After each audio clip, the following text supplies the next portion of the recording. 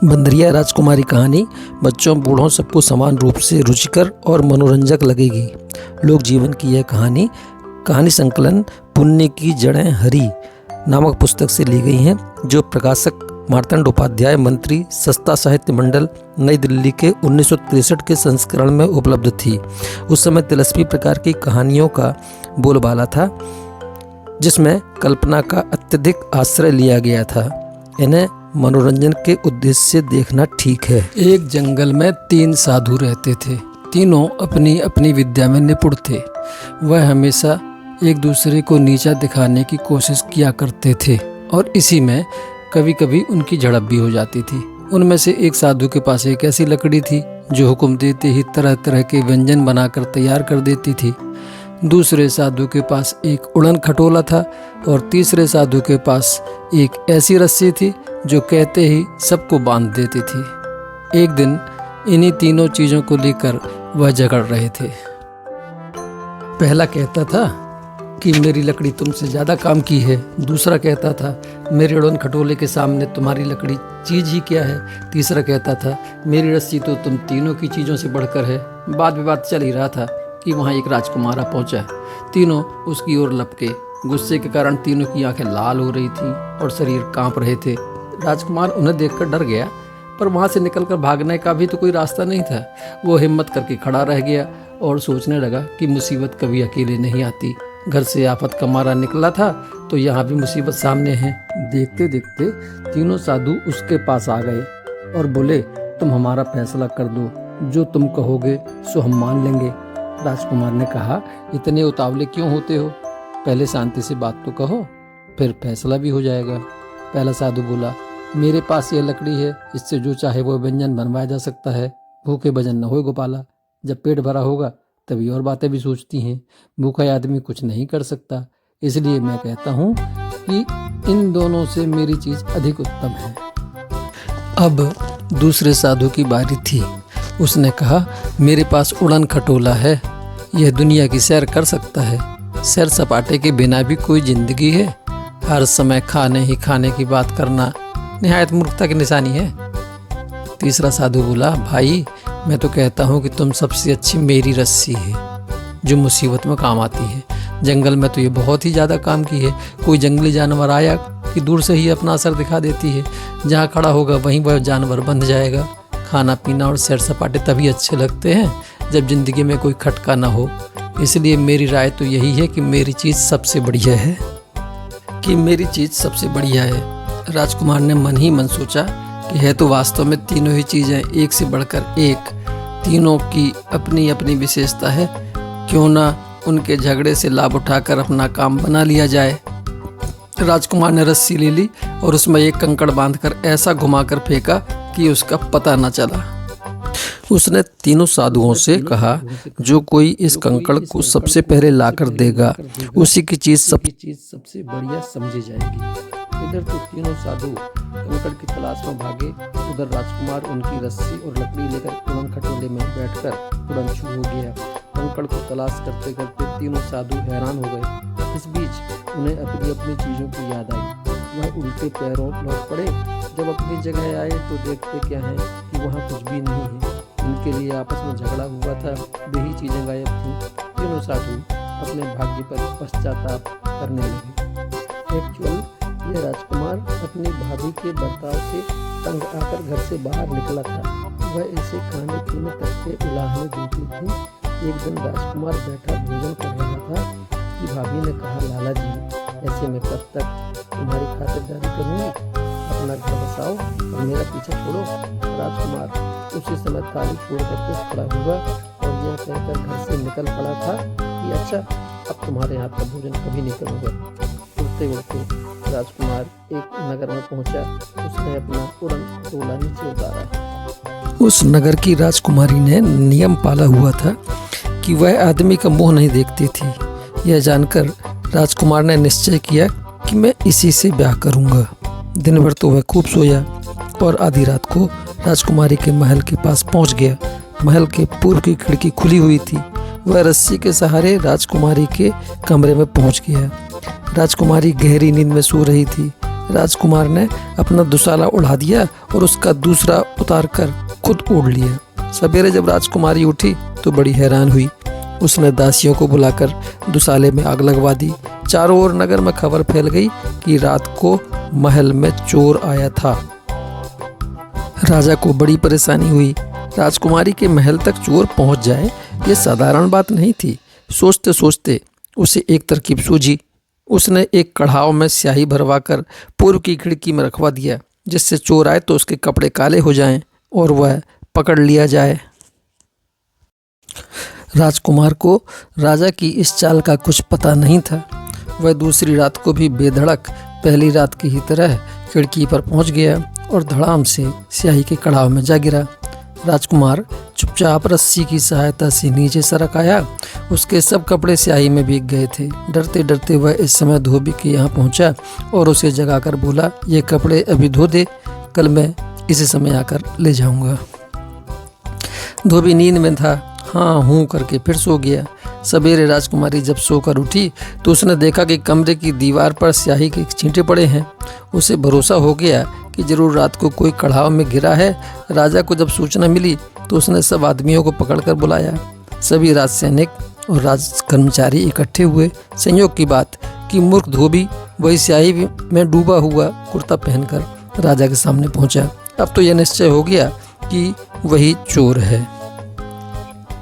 राजकुमारी ने आज्ञा दी कि उसको नगर के बाहर पीपल के पेड़ से फांसी पर लटका दिया जाए और उसकी आंखें निकालकर उसके पास पहुंचा दी जाएं। धोबी की समझ में कुछ नहीं आया, पर वह राजा के सामने कारण पूछने की हिम्मत कैसे कर सकता था।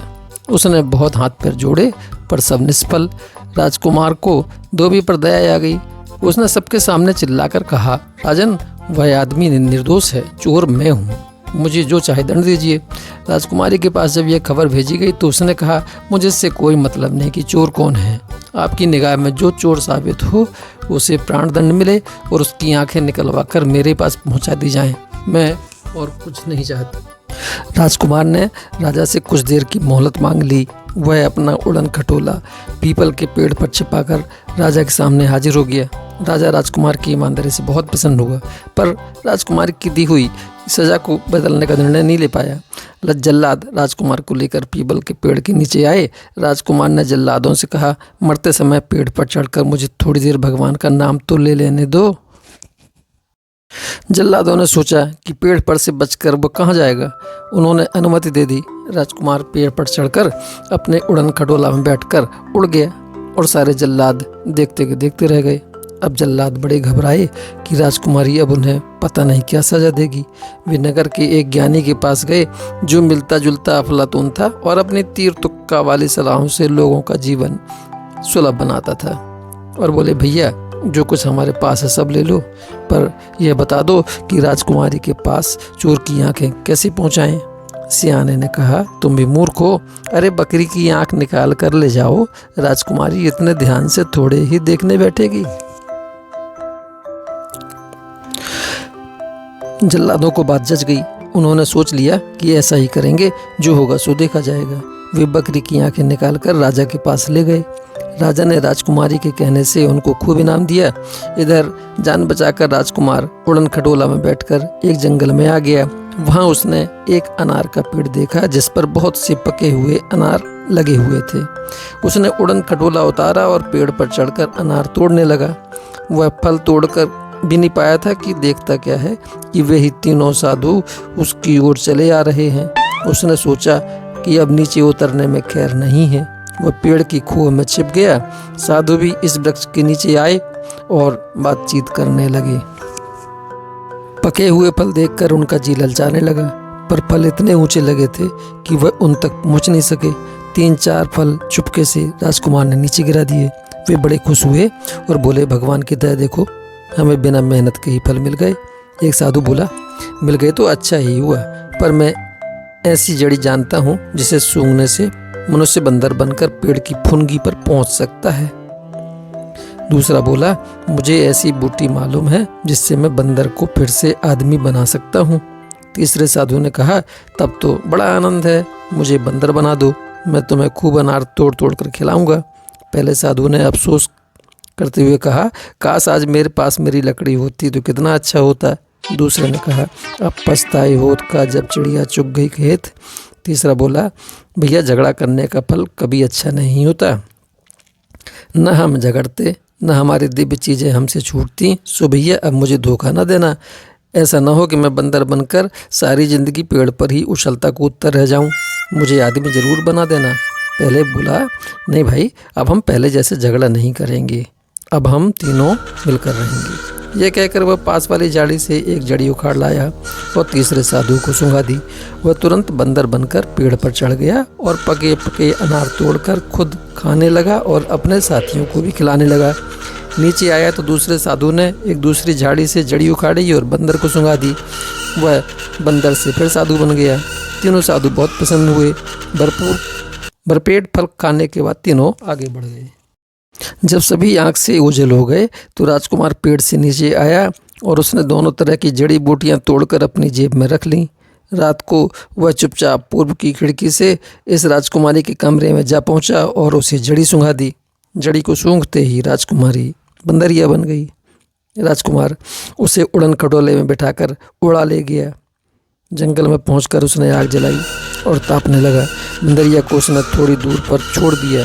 खों खों करके बंदरिया सो गई। जब उसने देखा कि बंदरिया सो गई तो फिर से उसे दूसरी जड़ी सूंघा दी। वह राजकुमारी बन गई। जंगल में चारों ओर शेर दहाड़ रहे थे। राजकुमारी डर के मारे जाग पड़ी और चिल्लाने लगी। उसने देखा कि थोड़ी दूर पर आग जल रही है। वह इस ओर दौड़ी और राजकुमार को देखकर बोली, मुझे बचाओ, मुझे अकेले डर लगता है।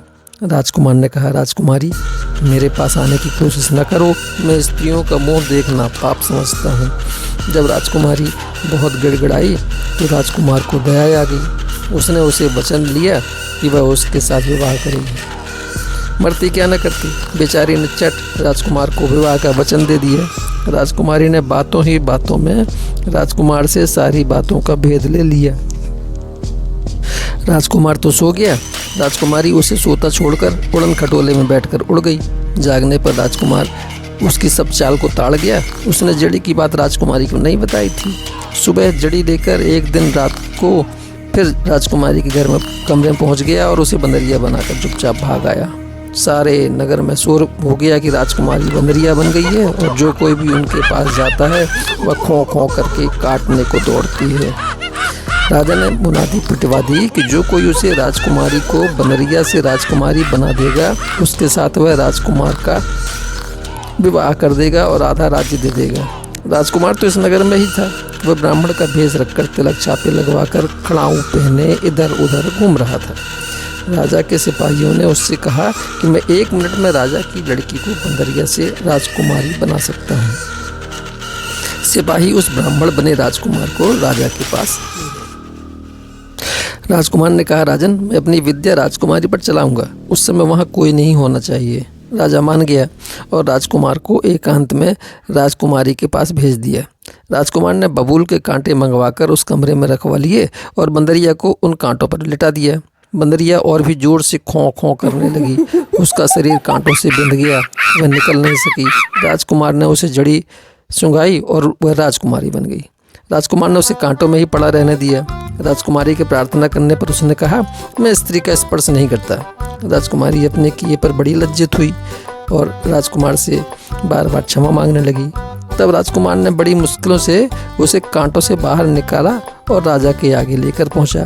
राजा बड़ा प्रसन्न हुआ और राजकुमारी का विवाह राजकुमार के साथ कर दिया। खूब उपहार दिया और आधा रात्रि से सौंप दी। राजकुमार राजकुमारी को लेकर भाभी के पास गया और बोला, भाभी, मैंने घर बसा लिया है, अब आपको मेरे खातिरदार नहीं करनी होगी।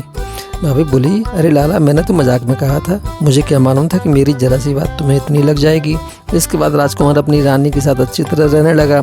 बार बार उसे चिढ़ा कर कहता, तो अब तो उड़न खटोला चुरा कर नहीं भागोगी। हमें आशा है ये कहानियाँ आपको पसंद आ रही होंगी। आप चाहेंगे तो ऐसी ही और कहानियाँ प्रस्तुत की जाएंगी।